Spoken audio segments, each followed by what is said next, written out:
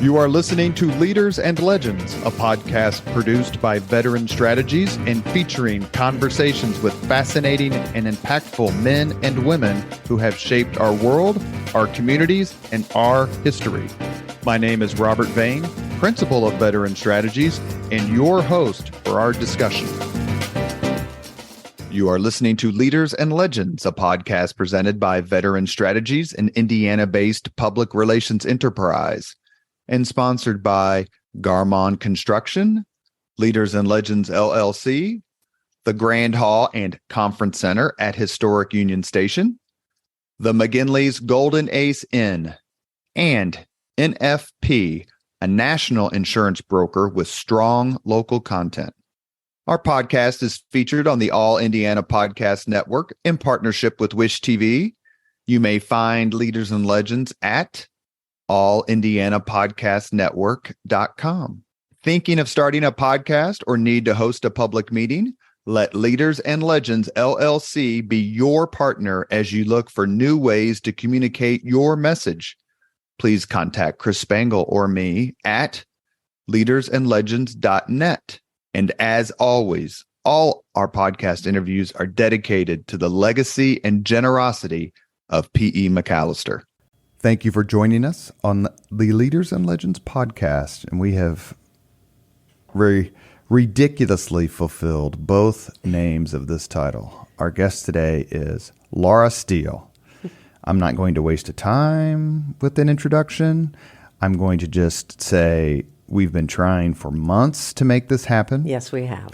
She's very generous with her time coming down here to the Channel 8 All Indiana Podcast Network studios. You know her from social media. You know her from television, the Indianapolis 500, radio, obviously, emceeing events like crazy. I love emceeing events. It's one of my favorite things. So we're going to get right to it. Mm-hmm. What song did you listen to on the way here from your house? Yes, Leave It. An 80s classic. I love prog rock. Genesis, yes. I talk radio as well. So I'm one of those. I'm all over the place. I do satellite radio. I love local radio. One thing I don't do is pop in my own playlist. I've never made my own playlist. I mean, on the radio, I'm playing songs that I love, but I don't have a playlist in my phone.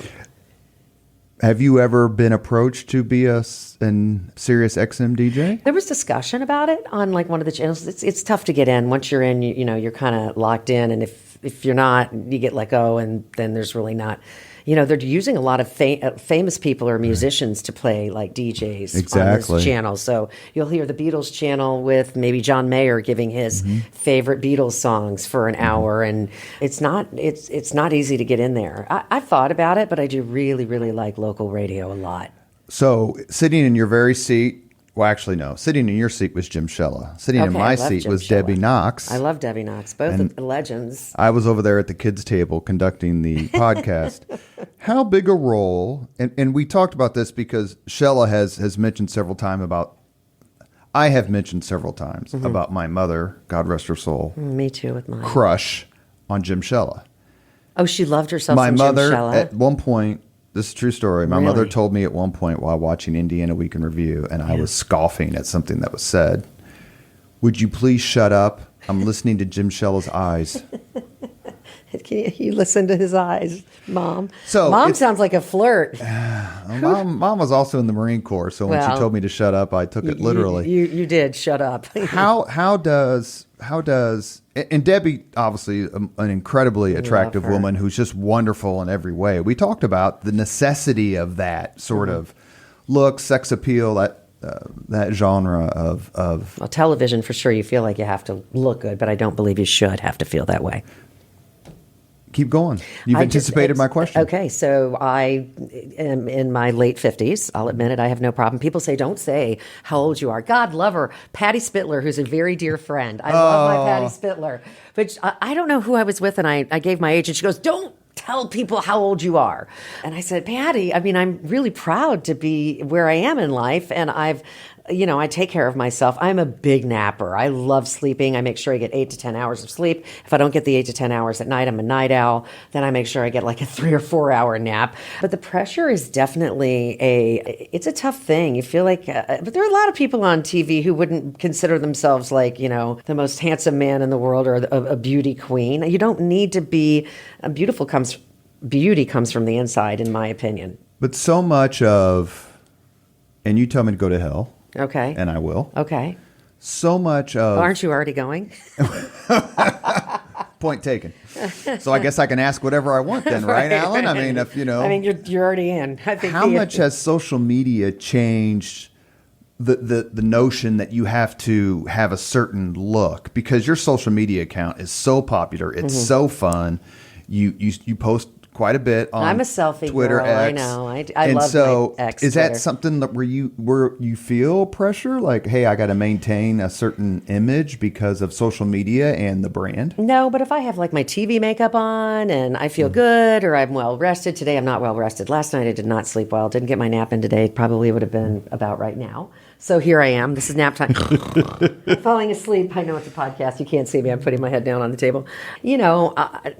If you feel good, take a picture and you share it. Hey, I'm on the air today on WJJK and tune in and I'll have the microphone or I'll have an Eagles album artwork behind me or I'll have on a Woodstock shirt or something. And, if I feel crummy, I'll take it, but I'm not going to be putting crummy pictures of me out there. I want them to all be, I think we're all that way, but I'm at this point, I'm finding something very interesting. When people say hi to me or take pictures of whether I know them or not, or if it's at a Pacer game or if I'm just out or at a concert and can I take a selfie? Or if I see someone I do know and I am connected with on my private Facebook page, I'm just like, tag me. Just tag me. And it used to be like, you would block, there would be something you could do to have people not be able to tag you or you preview it before. I'm just like, screw it. Just tag me. You know what I mean? If I have my eyes closed, which sometimes I probably do, it used to be when it started in the beginning and even, maybe 5 or 6, 7, 8 years ago or whatever, I'm like, I don't think I want that picture out there. But to get picky is just, at this point in my life, I'm just lucky to have pants on. I really am lucky to be dressed and have clothes on and after this, 30 plus year career. And so, but I try to look great. I try to look great and I try to feel good. But sometimes I look tired.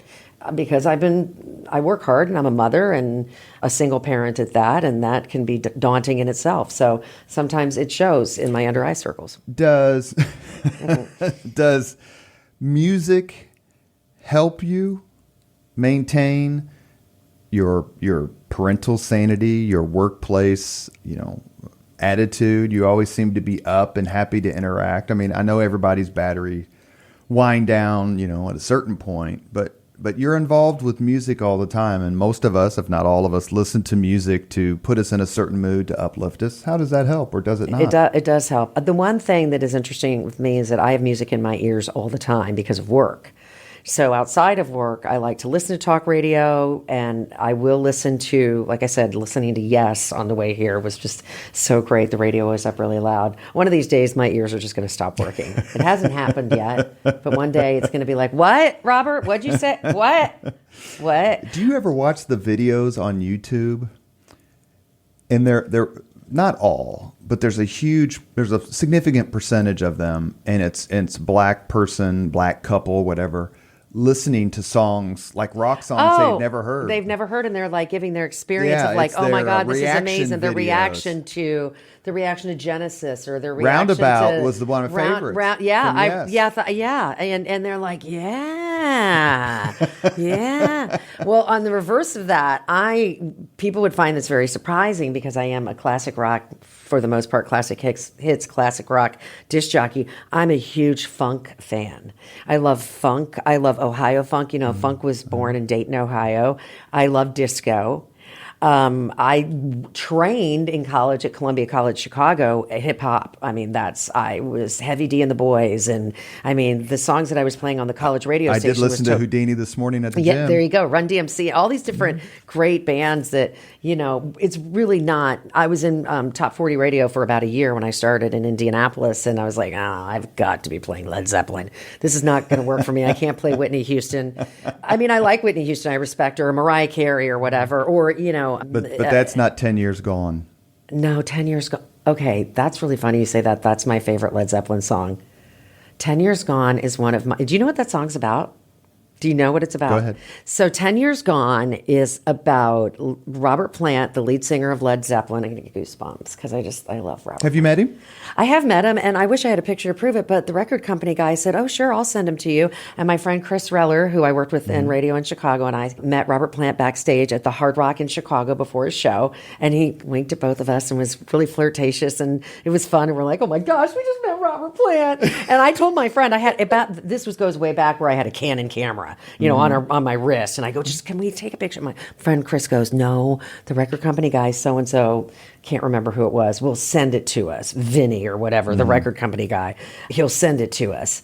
We never got it. So I met Robert Plant. Yeah, met Robert Plant at the Hard Rock, which is now not even a Hard Rock in Las Vegas anymore. It's a Virgin Hotel, and I guess they're rebuilding a new Hard Rock there. But yeah, met him in a hallway. He was lovely. Then he winked at me at a Page and Plant show in Cincinnati. I was somehow through the radio station. Yeah. Yep, made my way down kind of to the front row, or we had tickets down there.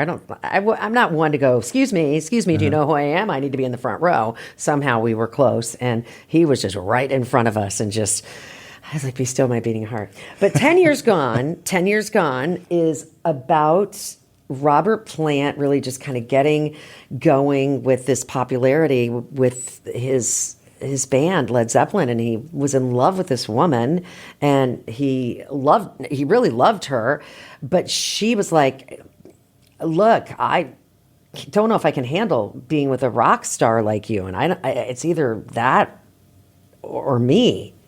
And he said, it's that, it's not you. And he left her for music, or said, I'm going to continue on with this if you can't handle this. If I'm not mistaken, that's what 10 Years Gone is about. And then he goes back 10 years later. I'll look it up on my favorite website, songfacts.com. Well, it is the last song on the first album of the double album, Physical Graffiti. It's absolutely beautiful. Such a great song. We are talking with Laura Steele, and a Hoosier icon, leader, and legend. She's hit the airwaves across the country on rock stations, including Chicago, Cincinnati, Dallas, Indianapolis, Nashville, and the Bay Area.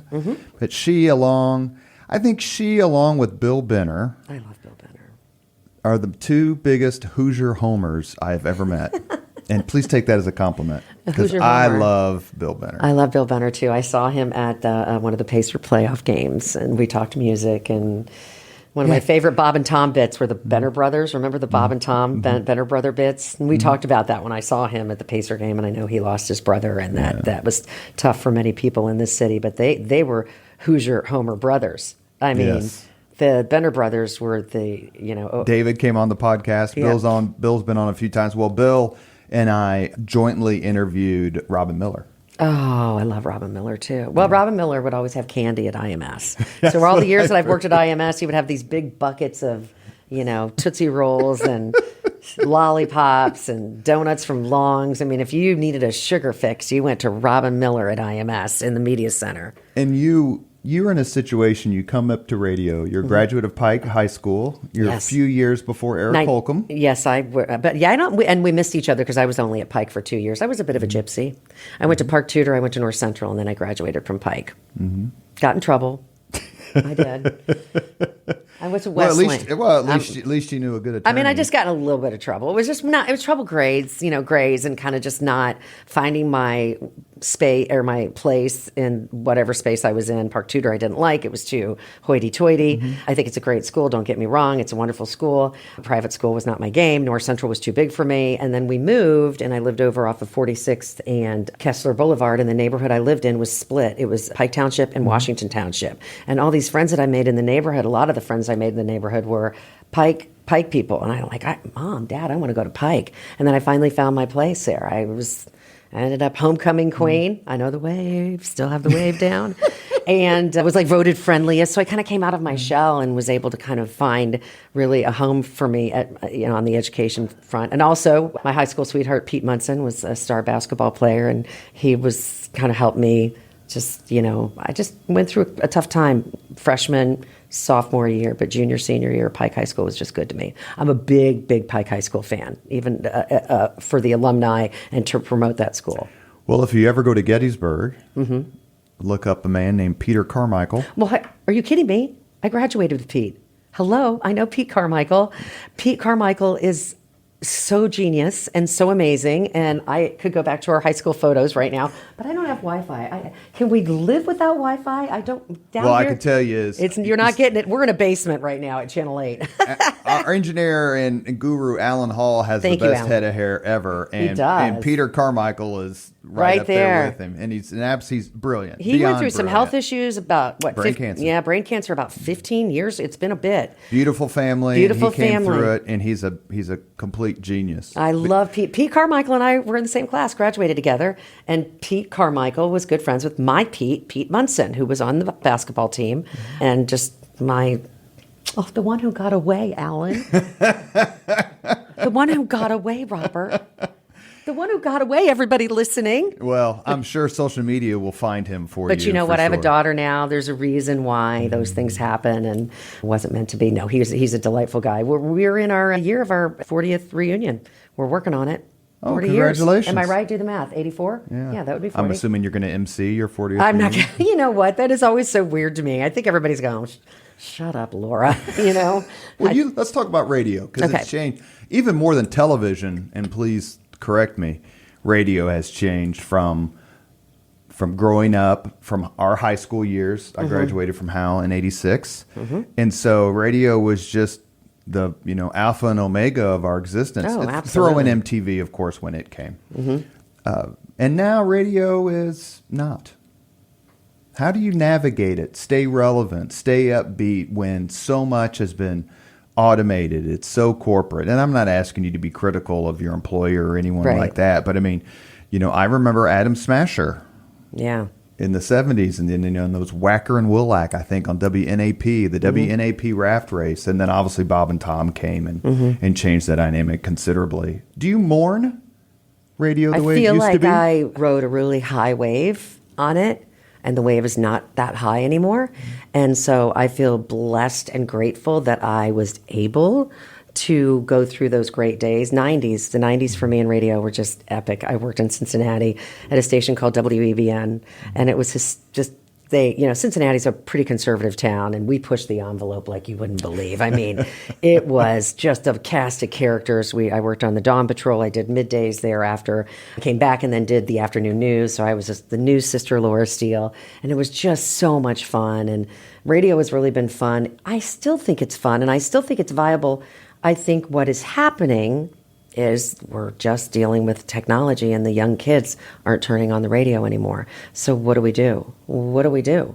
What do we do if my daughter gets into a car and says, I just need to let you know, Mom, I know you're in radio. Dad's in radio too. The last thing I do is turn on an FM radio station. I cannot remember the last time.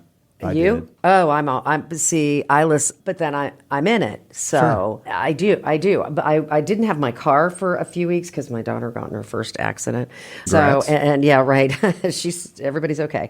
And so I had a rental, and the rental did not have satellite radio. So I'm big on going local satellite talk, and I will bounce around. The channel I really like on satellite radio a lot is the Groove channel, which is channel 50 or 51.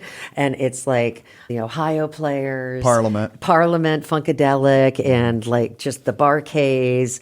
And I love that channel. I like the yacht rock channel too, but I also like the 70s. But when I turn on the station that I'm on, which is WJJK now, 104.5, I mean, there's some really good songs on there too. We played a song yesterday, I had it on, and it was Somebody by Bryan Adams. I need somebody. It's a rocker. And I turned it up, and I'm like, yeah. But it's just technology has really changed it. These kids can make their playlists on their phone and just plug it into the car now. I mean, how many cars have cassette players now if you're getting a new car? None? Actually, I sent my brothers and sisters who are all, they're 7, 9, and 10 years older than I am, the Ford Mustang that had the first optional 8-track player. Oh, my goodness me. Yeah, installed when you bought the car. Yeah, I had 8-track players in my car. What song did you dance to at the prom? What song did I dance to? Your senior prom. Probably Dancing with Myself by Billy Idol. What year that's about right. 84. Yeah. What song did we dance to? You know what song I really remember like growing up? I don't know what I don't know. That's a really good question. But one song I really remember, and one song, and you brought him up, which is interesting. I remember Flashlight by Parliament Funkadelic at the roller rink when I was in high school or junior high. And we would listen to Flashlight, and they would turn the lights down, and we would have those things that you have, and it would be flashlight, red light, green. And it was, so I really remember Parliament Funkadelic, but probably something from Journey.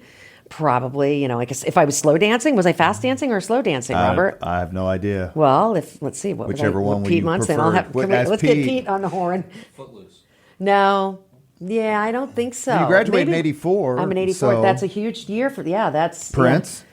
Oh, I loved Prince. I saw Prince at the convention center. Oh, I At the loved convention Prince. center? Yeah, I saw Prince at the convention center. During which album? I Want to Be Your Lover. I mean, the Prince album, the self-titled. Controversy or? I don't know. I don't know. I'd have to look it up. And I can't get Wi-Fi down here.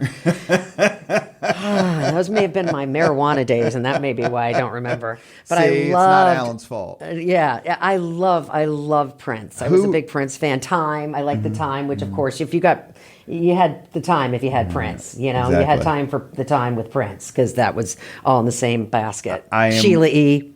The most beautiful woman of the 80s is Sheila E. Sheila E's in my fat. view. She's still beautiful. Yes, She's she still is. really beautiful and super, super badass talented. Like, Yeah, her dad was like the drummer for Santana or something. yeah. It was connected. There was some somehow. connection there. What is? Yeah. I am currently wearing an Eddie Van Halen for President T-shirt, Yeah. which I stand by. Yeah. My candidacy endorsement. Yeah. What about Joe Walsh? Yeah, Joe Walsh. What for about president. Alice Cooper? Did you? I want to be elected. And then Joe Walsh was vote for me. You Vote don't for remember? me. Yeah. And so, how was it to meet? For whatever reason, whether at the studio, at the concert hall, you mentioned Robert Plant? Have there been other people you'd really like to meet? You've met them, and they've come up to expectations. And I won't ask you who didn't, because that's not the real temperature of the podcast. We want to be happy here. But can you just think of someone who's just incredibly nice? Because you read stories that there are some folks who just don't want to be bothered. Mm-hmm. This is what I do for a living, but I'm going to go. I need to be alone. And I respect that. Yeah. And then you have people who are just off the charts, nice, kind. Yeah, I'll sign whatever. Yeah, I'll take a picture. I'll do these things. Well, Dave Grohl is just the king of kind when you meet him. And I met him in a stairwell in Park City, Utah, at the Sundance Film Festival, and it was for his documentary Sound City Studios. And I got the last ticket to watch the premiere of it. And it was like 7:30 in the morning in a library. If you go to Sundance Film Festival in Park City, you see movies all over the city. It could be in a church, it could be in a temple, it could be in the basement of a library, it could be in a high school, it could be in a park. You see movies all over the city. And so the one movie that was there that year, the documentary was Sound City Studios, about the sound studios that Dave Grohl did a documentary about, and I got the last ticket, and I'm like, oh my gosh, I got the last ticket, and I'm running down the stairwell, and I hear this voice behind me, and he's going, okay, so they don't know I'm going to be here to announce it wasn't known that he was going to be there and like say, okay, here I am for my movie and going to announce it. And it was Dave Grohl like 5 steps behind me, and I turned back really slowly, and I went, oh, yeah. Hi, Dave. My name's Laura. Oh my gosh, I know you're going to announce. And he goes, yeah. And he goes, top secret. I said, well, I'm a disc jockey, and what you are going to be discussing and what this documentary about, it's about how the making of music has changed because of technology and all the different changes that music went through. I said, I'm in radio, and I'm going through the same thing, and so I find this so interesting. Really? I said, yeah. It's actually they came into the studio in the 90s and had a CD to put into the CD player at the station I worked at in Cincinnati, and it was Nirvana, and it never had been played on the air in Cincinnati. He goes, you're me. I mean, he was fascinated. He stopped. He's got this group of people. They're rolling their eyes like, this girl is holding us up.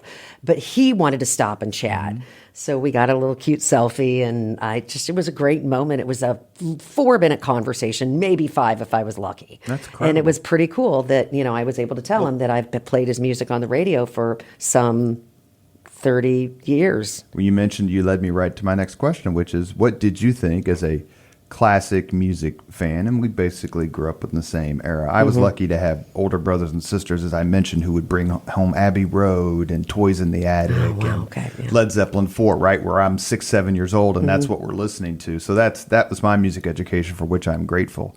But then grunge hits in the early 90s. That's when I was at EBN in Cincinnati, the station that was just fabulous. What was your thought on it? Oh. Because it obliterated the careers of many, many 80s successful acts. So WEBN was the lunatic fringe of American FM, and it was the station that really launched a lot of these grunge bands.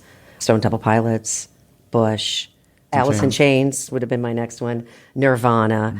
I loved it. I mean, it was just like, whoa. Even the Toadies, bands like bands like the Toadies. The station just sounded so good. I don't think it ruined because what you're saying is it ruined some of the classic rock bands. What I remember is Bret Michaels from Poison talking about something, his career, and he goes until grunge came until Kurt Cobain came along and ended my career or ruined my career or something. He didn't even say it like bitter. He just acknowledged that fact. Grunge took over big hair band 80s, that wave of the big hair band 80s, and we shifted into that era. Could be. I've never really looked at it that way, because what we would play at EBN in Cincinnati, which was one of the highest rated stations in the country, we'd go from Bush Glycerine into Led Zeppelin Black Dog, maybe into a Poison song from the 80s. So we'd mix it all up, and people just loved it.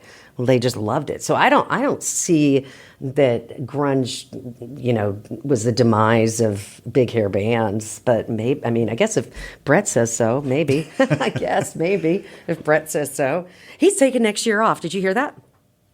Brett Michaels, who's had a lot of health issues and is very open about it, diabetic maybe, or he's got some issues. And he said not too long ago, guess what? 2025, I'm out. Now maybe he'll come back. Sure. But at this point, at our ages, it's like if you go out. He's got to be about our age. Yeah, I think he would say he's our age. I'd look it up, but Alan, I can't get Wi-Fi down here in the All Indiana Podcast Network dungeon. How am I to survive? How am I to live? You never asked for the password. You are listening to Leaders and Legends, a podcast presented by Veteran Strategies, an Indiana-based public relations enterprise, and sponsored by Garmong Construction, Leaders and Legends LLC, the Grand Hall and Conference Center at historic Union Station, and the McGinley's Golden Ace Inn. Love sponsors, by the way. I love sponsors. Our guest today is Hoosier Homer. I'm not a leader, Steele. by the way. I'm a follower. Yes. You would think I'm a leader. Really, considering how many people follow you around at sporting events and various other things? Thank you. I'm on Wi-Fi. I gotta go. No, I'm just kidding. No, I don't feel like I'm a leader. Like I could never be a manager of a radio station. I'm terrible at managing. Again, as I said earlier, I'm lucky I have pants on. That'd be a great podcast if it was a video one. Your charity work refutes what you just said. Oh. Is there a particular Hoosier leader and or legend you particularly admire? I've got a lot of Hoosier leaders and legends who I admire. I'm going to start with Pops. My dad. My dad's great. My favorite story about my dad and my career. I don't know if I've told you this before. Say who your father is. Okay, so my dad's Buddy Yosha. He's an attorney in town. He is. There were things said in the 80s when he really was at his prime that you do not want to be across the courtroom from my dad because you're going to lose. My brother now is an attorney. So I have a brother who's half my age, who's 30, or 31, just turned 31, and he's now an attorney, so he's kind of taken over. But Dad, at 87, is still with us and looking over. He's got his legal pads out, still looking over. He's assists my brother. He looked handsome in the white pages. He had the big ad. Oh, he had the big ad, and he was never on a bus, but he always did the white pages, and he never did TV. He was against, I don't know why he was against TV, but he was a litigator. He was a personal injury. He never did really medical malpractice. Maybe because some of his friends were doctors. I don't know if that's why. But he is just really a great man. One of my favorite stories about my dad and my career is that his nickname, he's got a nickname, Buddy. But the first job that I had was at ZPL in Indianapolis. And the program director at ZPL, Don London was from the East Coast. And when I went to meet with him, I was still living in Chicago, Columbia College grad, and I don't even think I'd graduated yet when I took the job at ZPL. It was the graveyard shift, seemed perfect to me to get my toes wet. And so I'm sitting across the table like I am from you now, and my boss to be, Don London, says, we'd love to hire you. Your last name is not going to cut it. Your real last name. And he says, I used to listen to a gal named Allison Steele in New York City. They called her the Nightbird. And she was on in the 70s, and she would play 10 Years Gone. She would play Led Zeppelin, the great, wonderful album cuts, album orient, AOR rock, as they used to call it. Nights in White Satin. Nights in White Satin and long versions, so she could go get a snack or go to the bathroom or whatever she needed to do. And her name was Allison Steele, the Nightbird. And he says, I love the name Steele. And he says, I want to name you. You can keep your first name, but I want to name you Laura Steele. So what am I going to say sitting across from him? Nah, it's not going to work. I got to keep my real last name because, that's who I am. No, I was like, sure, that's fine. I'm down with that. So what do? I go home, go to mom and dad and say, oh my gosh, I'm going to get my first job in radio here back home in my hometown of Indianapolis. And by the way, Dad, or Mom and Dad, they're going to call me Laura Steele. That's my stage name. And my dad goes, Buddy Steele did not put you through college. I would like for you to find Buddy Steele and get my tuition money back, and that's fine and dandy if you want to be Laura Steele. So my dad is a huge influence on me. My mom was the best mom of all best moms, and I know we say that a lot about our moms, but my mom, my first night on ZPL, I came home, I stayed at her house. My parents were either separated or divorced they were divorced by then. They had divorced a few years prior, which was not easy. That was not easy. That was difficult. But I stayed at her house because I still had my apartment in Chicago, and I came home at 6 a.m. after this shift, and there were banners all over her house. Wow, you sounded great. The new star, Laura Steele, you were excellent. So the shift was like midnight to 6, so she stayed up all night and listened. And I still have those banners and those little posters that she had streamers all over the house, and so I loved her. So those are my two, and just family in general, they've been super supportive.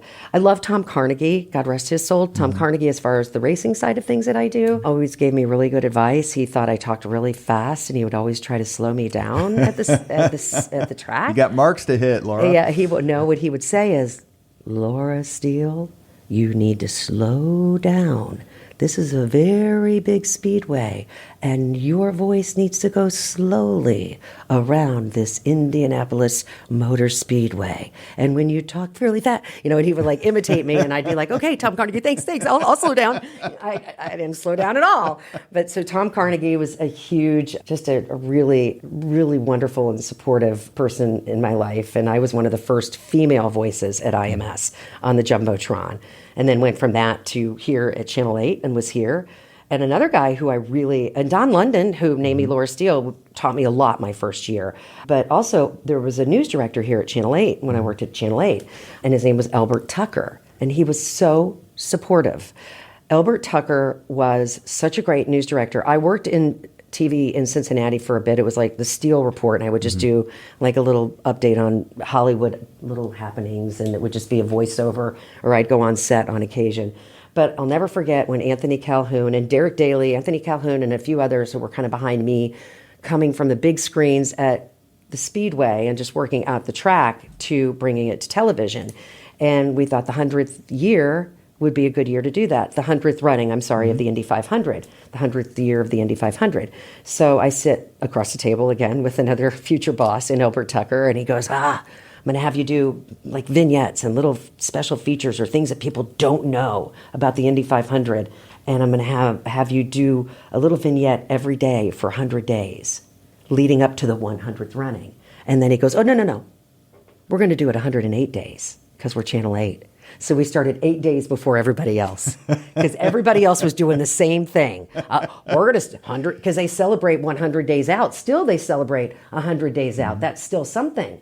So Elbert Tucker is someone that I remember as well, who was great. Dr. Land, my English teacher at Pike High School, was a very supportive teacher who I'll never forget. He was a great, great teacher. I struggled a bit with education, and he helped me a great deal. Ed Siegel was an amazing leader. He was also my economics teacher at Pike High School. Ed Siegel. I'm sure you know who Ed Siegel was. And so when I made that transition, younger, struggles in life, going through different schools, there were a lot of leaders at Pike High School who I have to thank. How do you protect and preserve your voice? Great question. I don't smoke. I don't drink. Isn't that a song? Don't smoke, don't drink. What do you do? Goody Don't Two smoke, Shoes by don't Adam drink. Ant. Yeah. Featuring the Bond girl. Oh, yeah, that's right. That's right. I had double vocal cord surgery. And I had nodules actually in college before. Well, I already knew I wanted to do radio. I talk a lot, so I have, vocal issues. And in my younger years, I would go out and go to concerts and go party and, drink then and maybe partake in other things, just nothing major, just a few other little things maybe that drinking really was probably the most. But anyway, I don't want to start giving out all these things that I did that were wrong in my past. But let's just say I partied, and I would wake up in the morning with no voice. And so we went to an ENT. My mom took me to an ENT. This was in college, and they said, "You've got nodules." So I had my nodules removed once on one side. Then the year that I was honored by my college in Chicago, Columbia College, I was out the night before celebrating that I was going to be an alumni of the year the next day, speaking to the graduating class. I get up on the podium. I have no voice. Here I am, a radio personality, being, honored as an alumni of the year, the first radio personality to ever be an alumni of the year at Columbia College in Chicago, and my voice is cashed because we went to bars up and down Rush Street the night before. Can't do that. So I went back under the knife and had double vocal cord surgery. Dr. Euclid in Carmel, Indiana, saved my career. Literally saved my career. They thought they were just going to do one side. They did both sides. So after that, I said, I'm not going to do anything that's going to ruin my voice, and I'm going to shut up. And you know how I shut up? Siesta. I take a nap. I try to sleep every day or just shut my eyes and shut my mouth. Turn my phone off and don't talk to people. Because even talking to you for this long, I'll probably be a little bit more raspier tomorrow. I'm going to the swim trials whenever this airs or runs. I don't know time-wise. That's I know, all right. Yeah, I know time stamping it, but I'm going to go to the swim trials tonight, so I'll probably be screaming and yelling there. And I'm supposed to go see Little Feat tomorrow night and Los Lobos, and I got a lot going on, and you have to just balance, and it doesn't sound like I'm balancing with that schedule there. No wonder you're such a fantastic texter. Now I know why. Let's talk we're going to keep you for a few more minutes. I don't even know what time it is. We're good. That's fine. We're perfect. Eddie Trunk, who I follow on Twitter, X, and love what he's doing for rock. I'd love to have him on the podcast. He's talking about something that seems so nice, so engaging. He is on a crusade against musical acts. Rock and Roll Hall of Fame and Museum. First off, that's a joke. Okay, I thought that's where you were yes. going. Is that where you were going? No, Okay. but yes, you're right. Okay. And the fact that it took Rush all those years to get in is Stupid. They ought to just dismantle the place. Anyway, moving on. Oh my gosh, we definitely about acts who don't sing live Oh. on tour and in concerts. Okay. They're lip syncing. It's auto tuned. It's whatever. Well, I mean, we're not talking Milli Vanilli. No, but he is. What do you think of that? You're at concerts All the time. and people. There's a lot of people who say, we used to clap. Now everybody's looking through their phones and recording. And it's not the way it used to be. How have concerts changed and musical acts? Concerts are huge right now, so the business is thriving. So there's that, whether they're lip syncing or not, people are going. I didn't know that about Eddie Trunk. I didn't know that he's real anti. I mean, I'm anti lip syncing. Who isn't anti lip syncing? Exactly. I mean, what band is? I'm just not even familiar with this crusade. I just know. If you follow him on X, you'll see he gets We do. really upset. I'm pretty sure now that I have Wi-Fi. Let me see what Eddie's talking about today. We need to get Eddie Trunk on the show.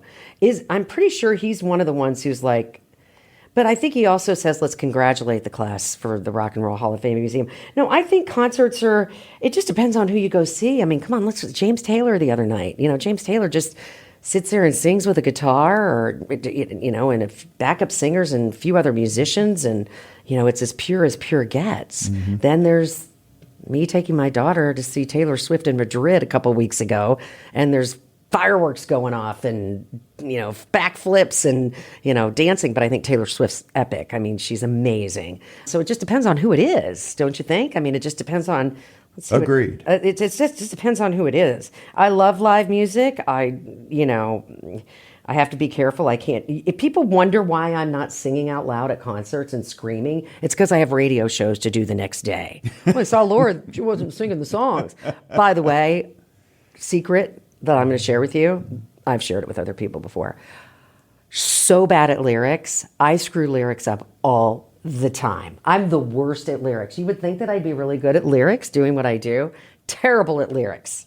Yeah, I went to a Metallica. So blinded by the light by Manfred Mann. Well, wrapped up like a douche. It's deuce, okay? Get your mind out of the gutter, Robert.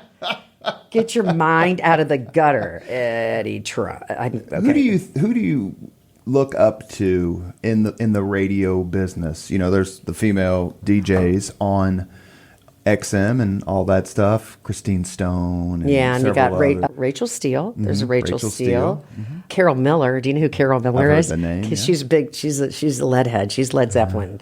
That's her thing. Woman who's still in it and is still doing it and thriving in it. And it's really hard to be that woman right now.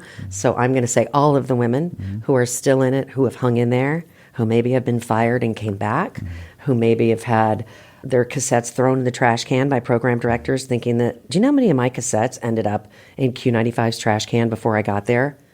Chris Wheat, God rest his soul. God rest his soul. He told me when I was hired at Q95 that a few of mine were in the trash can, that they just tossed him. And he tell you why? He was a hell of a racquetball player. That's what I could say. Yeah, Chris Wheat was the leader at Q95. Mm-hmm. He was Chris Buck. Wheat. He was definitely a different breed there, but we loved him so much. But really, who do I look up to? There was a gal on the air in Chicago, and I don't even know where she is now, but her name was Debbie Alexander. And she always just had this super amazing passion about music. Like, if you listen to me on the radio, I'm going to say to you, you have made the right choice to listen to what I'm playing right now. Doobie Brothers' Long Train Runnin' is a badass song, and you just had it cranked up really loud, didn't you? These are the way I talk. And it's like I'm sitting next to you in the car, and Debbie Alexander had that. You felt like you were sitting next to, she was at CKG, which is where I interned as an intern in Chicago. And Debbie Alexander, I really looked up to. I don't know if she's working. There was also a gal named Patty Hayes in Chicago. So as I was being educated in Chicago in the radio program at Columbia, I was in the third market in America, the third largest city in America. Terry Hemmert is a radio personality at XRT in Chicago. And if you look up her name, you'll see she's just a legend. So again, these women who, kind of paved the way for women like me, but also the women who are still in it like me. And for the women who are not in it and made that decision to get out. I respect them as well, because some just said, screw this. This is same with TV. Yeah, this is hard. Changing too much. It's hard. The one thing that I want to make sure before we let you go, we get to the 5 questions where we ask everybody the same 5 questions. I'm scared. Is, what was your thought when MTV hit? Okay, so MTV is what made me do what I do. I mean, I'm in radio because of MTV. Go ahead. So quickly, I'll make it quick. I was studying fashion in Chicago before I studied radio. Oh. And the reason why I studied fashion is because of MTV. And I loved clothes and I loved music. And I wanted to be like a set designer for MTV videos, like Pat Benatar, The Shimmy, and Love is a Battlefield, and all the girls behind her, Thriller, whatever. I wanted to be... that was kind of like, okay, I love MTV. I was really obsessed with the music and the visual part of it, but really obsessed with music. I've always been obsessed with music since I was a little girl. And so I lived on the campus near Loyola at Mundelein College in Chicago, because the International Academy of Design and Fashion didn't have any dorm rooms. And so I was the only one with a car. So I would always get our friends in my car, and we would go to Rush Street with our fake IDs. Did I say that? With our fake IDs to go have a cocktail or meet boys. And I would turn the radio, or my probably then cassette player. I would turn my cassette on and I would go, okay, you guys have got to hear the song.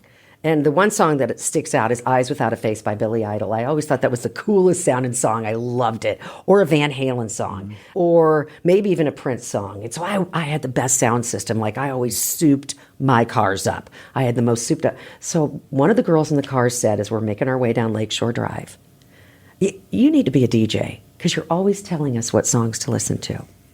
So I went from thinking that I was going to design clothes for MTV to calling my dad literally that next morning, I don't want to go to fashion school anymore. I want to be a DJ. And Buddy Steele said? Buddy Steele said, we're going to find you a good school. And he found Columbia, where I was an alumni of the year at Columbia College years later, and with no voice in front of the graduating class. How awful was that? Did you have a favorite video or two? I love that Pat Benatar shimmy video. I thought that was great. I think that Peter Gabriel had the best. Peter Gabriel had the best videos. Sledgehammer? Oh, great video. I mean, he just had so many great videos. And to me, the greatest is Beat It. Not only because obviously for president played the guitar. Eddie Van Halen, but it had two things that I believe were the first. It had the first silent opening. Okay. And they tried to get Michael Jackson to put music. You know, when he walks by and he smacks the guy in the diner like it's let's go, there's no music. Right. And when he smacks him, the music starts. MTV was like, no, you got to put music over that scene. And they said no. And they left it. Okay. And the second thing, that's the first of the ensemble dances. Okay. Where everyone, you know, the stars here and everyone's dancing behind that them. had to have come before Pat Benatar's shimmy, right? That's correct. That came before. Okay, I've got a trivia question for you. Oh no. God, I know. And these 5 questions, is that one of them right there? No, but I tell you what, if I can't answer your trivia question, these 5 questions are going to be really I gotta hard. Look this up. Hold on a second. What video in 1984, Thriller in 1984, Right. what music video beat Thriller the year that Thriller was up for Best Video of the Year, which I believe was the first ever MTV Video Awards? What was the video of the year?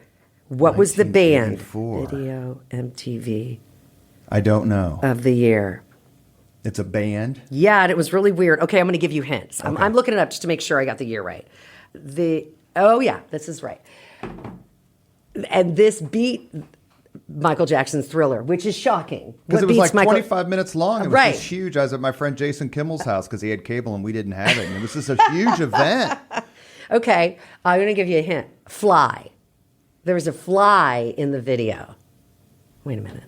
There was a fly in it. I think she had a fly going in front of her face. It wasn't a girl. It was a band. And it was one of my favorite bands, but it wasn't one of my favorite songs. You might think the Cars. You got it. He got it. Oh my God, you got it. You are a genius. Sorry, I'm yelling. People are going to say, Laura, no wonder she loses her voice all the time and she has double vocal cord surgery every 25 Talk years. about a sad premature death, Richard Orr. The bassist for the Cars, who sang on some of their biggest. Actually, my favorite songs are Drive. almost all. Drive. I mean, who's going to drive you home? And that was Paulina Portsegova's met Rick Ocasek or Kasich. You say it Ocasek, I say Ocasek. That was one of my favorite bands, by the way. But they were notoriously known to be terrible in concert.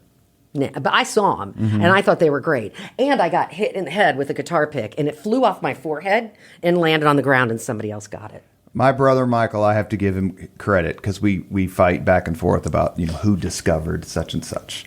And since he's 7 years older than me, he wins most of the time. But I remember him, bringing home the first Kiss album and going, what the hell is this? I remember him bringing... I'm not a big Kiss fan, by the way. The Cars. Love the Cars. Like, who in the hell is this? The Tubes.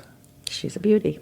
Yeah, but, Talk to You Later and those sorts of things. I was so lucky. As a matter of fact, sometime in late May was the anniversary of the release of the first Armageddon album. Oh, wow. That had the freaky cover, like they're there and then they're gone. The 70s and 80s, you cannot beat it. So, in the interest of time, okay, I let's have do so this. much more. I'm nervous about the 5 questions. We have the 5 questions. Okay, Are you ready? do I get to pass if I No. don't have an answer? Because I'm not real quick on my feet. I know you find that hard to believe. I find that hard to believe, yes. You will hit all of these. Okay, go. What was your first job? My dad's law firm, answering the phone. Receptionist. What was your first concert? ELO, the Electric Light Orchestra, Market Square Arena. And I smelled something really funny and didn't know what it was. And it was pot. And I'm going back to see ELO in September. Yeah. Yeah, and I went back a couple. I went Pat back. Benatar's coming. And yeah, Pat Benatar. Oh, what's here? Really interesting. Pat Benatar's coming at Everwise Amphitheater, and the same night, Alanis Morissette and Joan Jett will be out at Ruoff. So you've got like female night at two different sides of central Indiana. The concert I've only committed to going to this year is the Sammy Hagar Best of All War. I've already bought my He's one of tickets. my favorite interviews, by the way, going back to favorite interviews. Now, that's a guy. We never answered that question, did we? Well, Dave Grohl, yeah. Yes, but we I didn't did. interview him. But I would love to get Sammy Hagar was one of my favorite interviews. Number 3, if you could suggest any book for someone to read, which book would you recommend? I don't. I'm With the Band by Pamela DeBar. I would say, I honestly don't. I really don't. I would say anything that has to do with. I'm nonfiction. I'm Right. a nonfiction girl, so it would have to be any book about the Beatles, like one of the, I don't have an answer. One I of did the want anthology books, anthology book, or something that has to do with rock and roll and just the history of rock and roll. Really, some of the greatest books. If you really want to go back, and I don't have any titles right now, but I do have a few at home. I've got a bunch of books at home. I'm just not a big reader. I feel terrible about that. But to go back and read about the blues, because blues had a baby and they named it rock and roll. So go back and learn about Robert Johnson. Learn about Muddy Waters. Listen to When the Levee Breaks. When the Levee Breaks. Listen to, songs that just wouldn't be what they are if it weren't for the blues. And these men that couldn't freaking go to the bathroom right. where the white men went to the bathroom, which sucked. Yeah. Read stories about those men who were some of the best musicians and best guitar players ever. And now you know why Keith, and if you do so, you'll understand why Jimmy Page and Keith Richards and Jeff Beck and Jimi Hendrix and all those, Eric Clapton just worshipped Stevie Ray Vaughan. Yeah, well, Just that was I those saw his folks. last show. That was His very last show? I was in Wisconsin. I was in school in Chicago. We spent the night on the grounds, and the chopper crashed right behind us, on the hill right behind us. I went with my best friend, Michelle Piquet. My dad bought me the tickets. It was my graduating year, 1990, of college. I was on a 5-year program for college. And it was Clapton, Robert Cray, Stevie Ray Vaughan. I think Jeff Healey was there too, Buddy Guy. And I went for Clapton and left walking across the golf course because we stayed on the grounds. We stayed because in the summer it's a golf course, in the winter it's a ski resort. So it was the summer, and we walked across the golf course to get back to the bar at the inn that we were staying at. And there was fog that was so dense, and we could hear the helicopters. And I said, "Oh my God, that's Eric Clapton, and that's all their helicopters. I can't even see him, but I could hear it." We go back, we drink, we have fun with a bunch of radio people that were there. I was already studying radio at the time, ready to graduate and do what I do.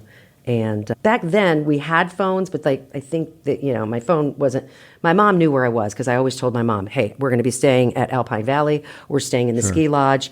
It'll be under my name." And the phone rang at about, I don't know what time it was, maybe 9:30. "Laura," I'm answering the hotel room phone, which none of us ever do anymore because we have cell phones.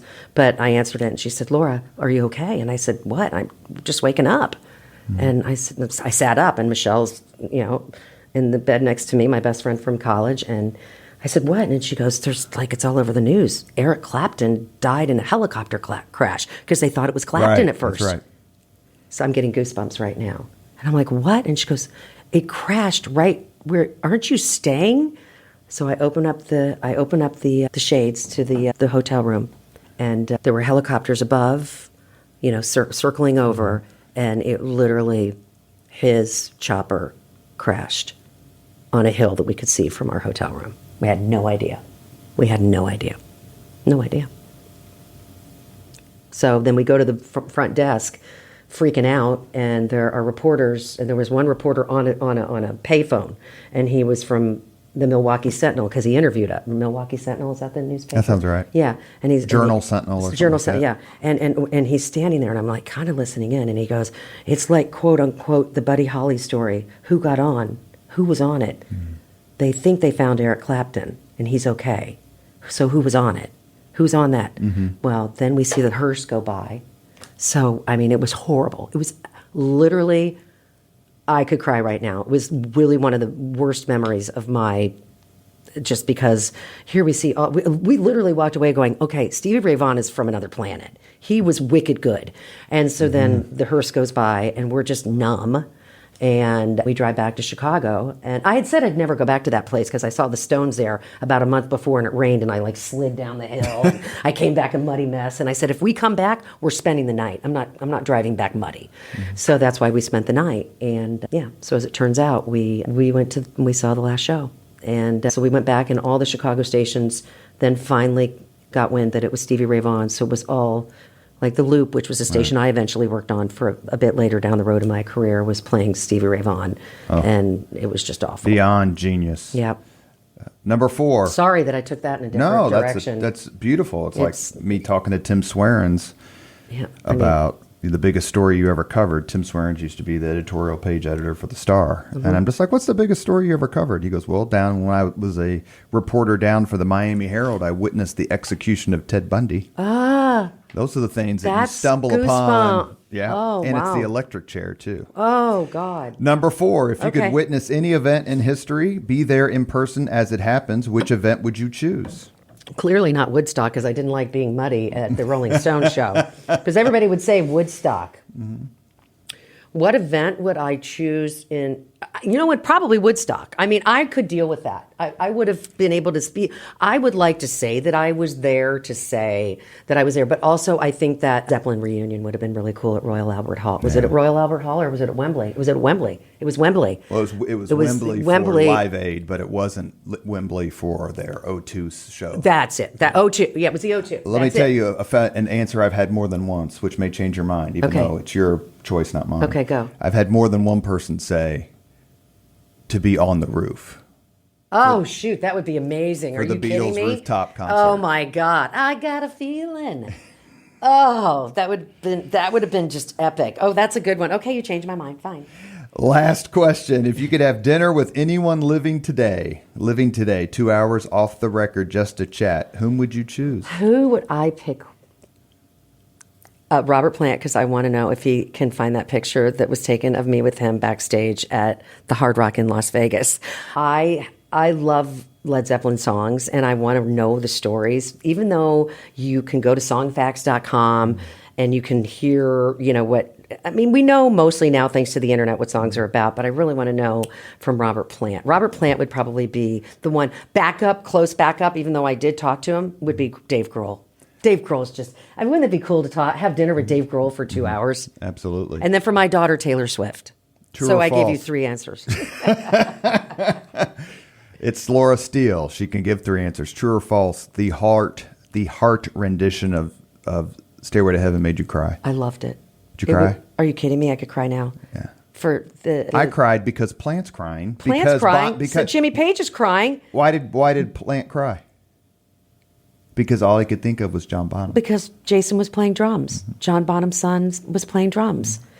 But I also think that Ann Wilson made him cry. Her voice she's not astonishing. She's not given enough credit. When people say, who's the best rock and roll frontman? Guess what? Ann Wilson, and she's a woman. I think the voice, you're definitely true. But she never gets considered, is my point. That I could watch that over and over and over. Did he say that he got teary-eyed because of that? I didn't know that. Yeah. Yeah. And then Jason Bonham confirmed it. Yeah. That I just wish they would have just gone. You know how they were offered so much money to go out on the road? And Plant said no? He said no. You have been listening to Leaders and Legends, a podcast presented by Veteran Strategies, an Indiana-based public relations enterprise, and sponsored by Garmond Construction, Leaders and Legends LLC, the Grand Hall and Conference Center at Historic Union Station, and the McGinley's Golden Ace Inn. I should have had you read these. I could have read them for you. I will. I can do a little voice work for you in the future. Here, read that one. Okay, which one? Read that one right there where it says, as always. Here we go. As always, all of our podcast interviews are dedicated to the legacy and the generosity of P.E. McAllister. The greatest. The greatest. Laura, thank you so much for your time. It was everything I thought it would be. You're so generous with your time. You can see why everybody just adores you. Well, I adore you guys too. And appreciate. Thanks for the Wi-Fi, Alan. I wanted to be sure that you might think was right about the Video of the Year award. Come on again. I'd love to come visit. I feel like we just tip of the iceberg. We'll get you and Patty Spitler on at the same time. We'd have stories. It's a deal. And then she won't let me give my age though. Well, we've already known. But I'm proud. I'm in my upper 50s. You want to end this podcast? We'll do 1, 2, 3. We can say our age. Ready? We can say we love Patty at 1, 2, 3. Ready? 1, 2, 3. We love Patty. I'm 58. Thank you very much for listening to Leaders and Legends, brought to you by Veteran Strategies Incorporated. If you want to contact us about this program or our menu of public relations services, please send us an email at robert@veteranstrategies.com. That's robert@veteranstrategies.com.